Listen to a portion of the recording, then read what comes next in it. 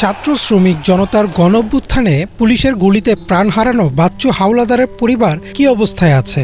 তিনি ছিলেন মিরপুর ১-এর ৯ নং ওয়ার্ডে ঢাকা পোশাক শ্রমিক দলের সাধারণ সম্পাদক। বর্তমানে তার ৩ সন্তান ও স্ত্রী খুব কষ্টে দিন পার করছেন। তার স্ত্রীর দাবি, অন্তর্বর্তীকালীন সরকার তার বড় মেয়েকে একটি সরকারি চাকরি দিলে হয়তো পরিবারটি ভালোভাবে চলবে।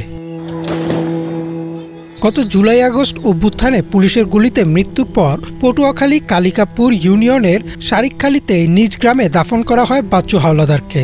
বাবার অপেক্ষায় ৬ মাস কাটিয়ে দিল অবুঝ ছোট্ট ছেলেটি, আর স্ত্রী ফ্যালফ্যাল করে তাকিয়ে থাকেন স্বামীর ছবির দিকে। কিছুদিন স্বামীর বাড়ি আর কিছুদিন নিজের বড় ভাইয়ের বাড়ি, এভাবে করেই কাটছে কষ্টের দিন। একটা পুরুষ না থাকলে সংসারটা কিভাবে চলে বলেন? অনেক কষ্টে জীবনযাপন করতেছে, দেওয়ারের নিজেরই চলতে দেয়, তারপর অনেক কষ্ট করে যেমন আমাদের চালায়। আবার ভাইয়ের কাছে যাই, ভাইরও চলতে একই অবস্থা। বর্তমান তো যুগ জানেন, এরকম আর্থিক সহযোগিতা থাকলে তার একটা কথা ছিল যে আমার কষ্ট হইতো না। তাদেরই চলতে দেয়, তারা আমারে চালাইব কিভাবে?